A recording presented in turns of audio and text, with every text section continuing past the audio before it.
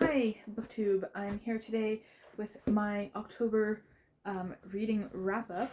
I finally feel like I have kind of an okay space to film. I have some books here in the background, but I just moved and I'll be moving again in 2 months, so I didn't want to pull out, books and bookshelves and set them all up, so I thought this was okay. Um, there's a mess of cat treats up there, but you're gonna have to just deal with what's going on because I have to live in this space with what I have. Anyways, we're not here to talk about that. I've packed my real reading journal. So I've got these at the dollar store are amazing. The paper is amazing. If you want to do bullet journaling at all, these are amazing. Dollarama in Canada. Not sponsored. So I have my October wrap up here. I finished 2 novels, a comic, 2 novellas, and an audiobook, which is a lot more than I thought I would finish in October because it was so busy with moving and packing and getting the house ready to sell and all this stuff going on. So I was glad I actually got to finish 6 things. And that's actually really quite decent. So I'm just gonna start on the list. I don't remember reading order. Too much happened in October. So first, Nine Fox Gambit by Yoon Ha Lee. Actually, I have the book right here. Oh, this is really good. I spent a majority of the book really confused about what was going on, trying to understand things, and I just let go. And I said, you know what? It's war. Why do I want to understand war? And that, like, letting that go and just accepting the fact that, these things weren't for me to understand without looking to it deeper, led me to really concentrate on the characters. And that's what was, I enjoyed about this book. I said that without telling you what it's about. So this is about war. We are following a soldier who gets invited to like this military table and says, we've noticed that you have some unusual ideas and we kind of need your help. And she decides to kind of revive this old general who is being kept alive, but it's more like his soul or mind is being kept alive, and he can be put into another person and like kind of share their body in a way. And she's going to rely on him and his expertise to deal with this war, but things don't go as according to plan. The war is all based on the method of the war is based on math and the calendar, and that's where it gets really confusing because like they have these weapons that do strange things, like I think it was called a winnower, and they can concentrate on just certain types of people, and like melt them from a distance with like these sounds or something like that. But it was really super enjoyable to read, and I'm definitely looking forward to reading more. I did. If you look at the reviews, I believe, was it Brandon Sanderson? He's like the top review on Nine Fox Gambit, and he explained the war, the methods, in a few sentences, and that was it. I'm just going to open to one of my random tabs here. Let's go with this one and read you what it says. They weren't discussing the duel anymore. The faster it's over with, the fewer people will die, Jadao said. I realize you have delicate cow sensibilities, but please accept my advice. You can't leave advantages lying around, either, or people will use them against you. Really, really good character study. That's why I enjoyed this. Don't go into it totally expecting to understand what is going on, because doesn't make immediate sense right away.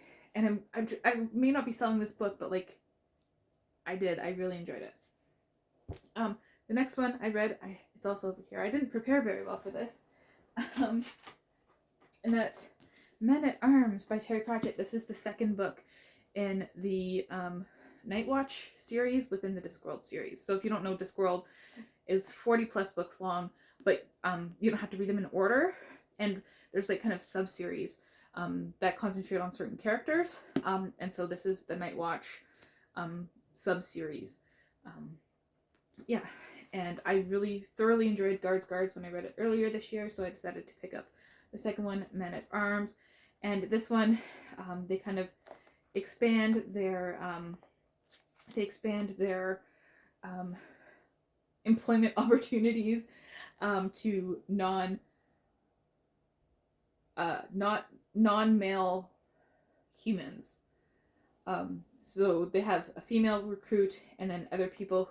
They have a troll and a dwarf, and on here it says Corporal Knobs disqualified from the human race for shoving. So yeah, and it's very funny. What are they?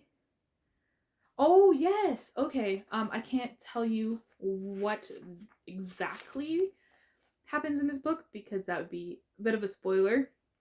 But a bunch of people are being killed in the city, and the Night Watch has to solve it. And what's his? I'm running out of names. Vimes. Sorry, brain's not working. Vimes. The captain is getting set to marry the lady with the dragons from the first book. Yeah, so that's what's going on. Oh, and this is, I see if it has a little sticky up here. That means I really like the quote. So I'll just read this one. I'm on the path, he thought. I don't have to know where it leads, I just have to follow. And I thought that was a good quote. You know, we don't always know where the path goes, but sometimes we have to just follow it through.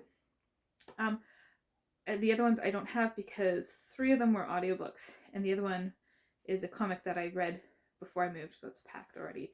And that was Batman Hush by Jeff Loeb.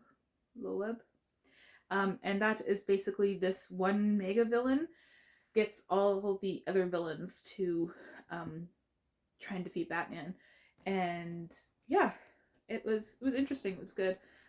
It's all about Batman learning to trust other people and letting them do what they need to do without him interfering. Yeah, so it was a very human look at Batman. Yeah, just, it was interesting. That's all I have to really say.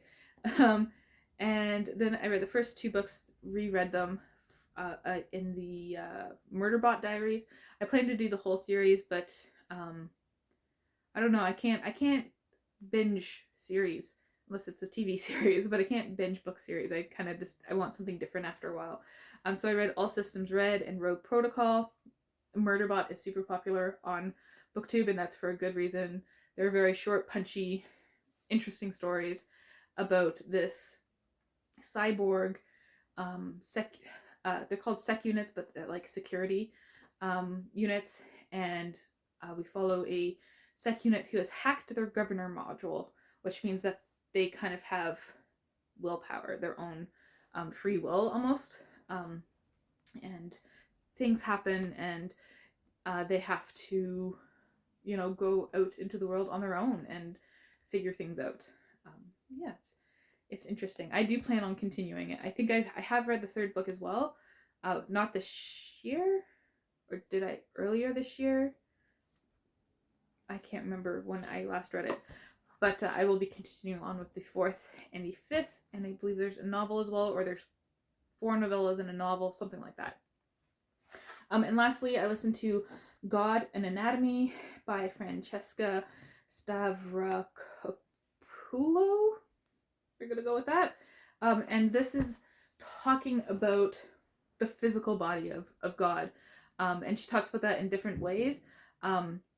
Firstly, in like the history of the region and the religions at that time, and how that influenced early Judaism, and then the references within the Old Testament and the New Testament, and then the theological discussions as well. So yeah, she basically starts at the feet and like makes her way up, talking about all the different body parts. And yeah, it was really fascinating. Really, she goes really into depth on a lot of stuff. And an interesting point is there's a whole theological discussion on whether or not Jesus pooped.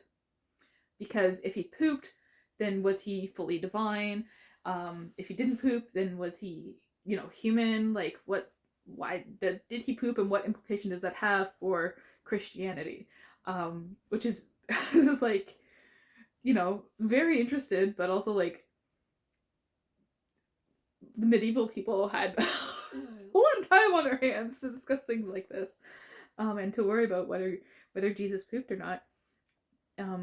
Yeah, it was really cool. Listening to that interesting perspective, because it also gives you like a history of the religion at the same time too, right? Because she always started with the religions in the region that influenced Judaism, and then from there talked about the Old Testament, the interpretation of the Old Testament at the times, sometimes talking about the New Testament when it was relevant, and then the theological discussion. So it's like this nice timeline each time. You know what you're getting into until like they start talking about poop. But yeah.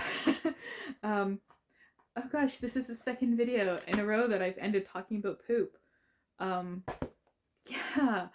So that's what I read in October. Let me know the favorite book that you read in October was. Ooh, it's hard to pick a favorite. I reread All Systems Red and Rogue Protocol, so those will be out of the running. I would have to say it'd be between these two, and however much I love Terry Pratchett, the complexity of Nine Fox Gambit probably pushes it just down to like half, you know, a quarter. So that's it. Thank you for watching.